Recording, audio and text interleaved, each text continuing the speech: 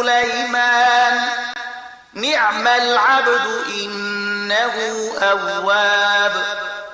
او داود ته مونږ سلیمان غوندې زوی ورکړ، ډېر ښه بنده، د خپل پروردګار خواته ډېر رجوع کوونکی.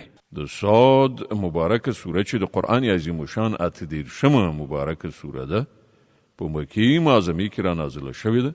88 مبارک آیاتونه لري. تلاوت او پښتو ترجمه یې له 11 آیت څخه اورئ.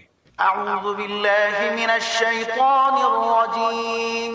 پناه وړم الله تعالی شړل شوي شیطان څخه. بسم الله الرحمن الرحيم.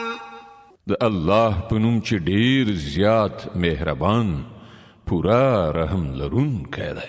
إذ عرض عليه بالعشي الصافنات الجياد فقال إني أحببت حب الخير عن ذكر ربي حتى توارت بالحجاب ردوها علي فطفق مسحا بالسوق